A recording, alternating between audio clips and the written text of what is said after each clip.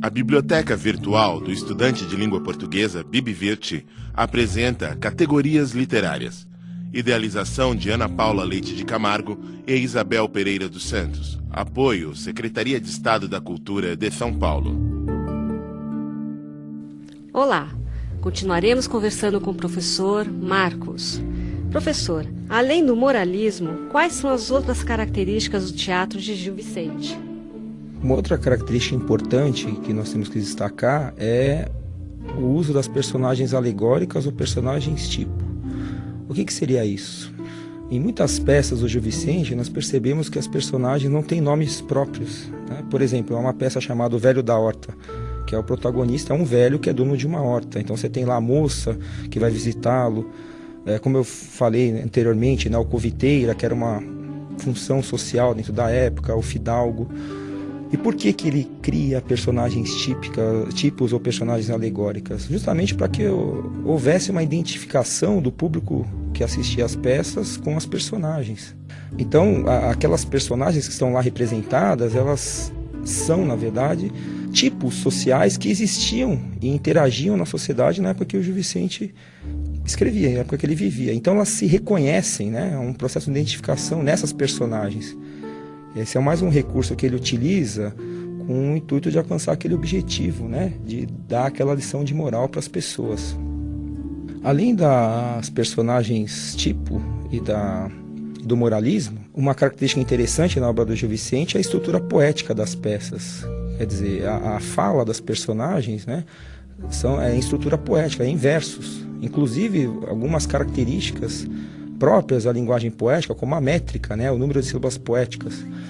Na época do Gil Vicente, no humanismo, pela primeira vez a poesia se separou da música. Essa separação, essa cisão da música se deu justamente nessa época. Então, o que acaba acontecendo? O poeta, o artista, ele é obrigado a recorrer a outros recursos de ordem linguística para poder suprir a ausência da música. E um desses recursos é a métrica, é o número de sílabas poéticas. A primeira métrica usada em língua portuguesa, então, é justamente essa da época do Gil Vicente, que são chamados versos redondilhos, ou redondilhas, tanto faz, que são versos de 5 ou 7 sílabas poéticas. Os versos de 5 sílabas poéticas são chamados redondilhos menores, e os de 7 sílabas poéticas são chamados redondilhos maiores. Ora, se a gente pegar o texto do Gil Vicente, o texto Gil Vicentino, e prestarmos atenção à fala das personagens, muitas das falas das personagens são em estrutura poética, e se a gente fizer a escansão, a contagem de número de sílabas poéticas, a gente vai chegar a essa métrica. Além do recurso da métrica, a gente encontra também a rima, nós encontramos também um ritmo que é próprio do texto poético. Além disso, a gente também tem o bilinguismo, né? O Gil Vicente, ele conhecia muito bem o castelhano, além da língua portuguesa. Há peças do Gil Vicente, inclusive, que são bilíngues, são escritas tanto em português quanto em castelhano. Por isso, inclusive, ele é um autor que também tem interesse na literatura espanhola, ele é estudado em literatura espanhola também. E por último, né, uma característica marcante é o que a gente chama de teatro profano. O que seria o teatro profano? É o teatro que não tem uma temática religiosa. Antes do Gil Vicente, todas as peças eram encenadas dentro da igreja e eram, vamos dizer assim, eram direcionadas os temas para temas ligados ao Novo Testamento, o nascimento de Cristo, paixão de Cristo, etc.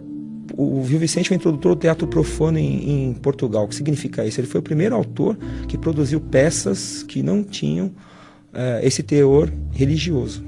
No próximo programa, continuaremos nosso bate-papo com o professor Marcos. Até lá. A BibVirt apresentou Categorias Literárias. Apresentação, Sueli Lopes e Ana Paula Leite de Camargo. Seleção de textos, Sueli Lopes e Maria José Machado. Trilha sonora, André Luiz Santos. Sonoplastia, Wagner de Paula. Agradecimentos ao Estúdio Multimeios do CCE da USP. Apoio, Secretaria de Estado da Cultura de São Paulo.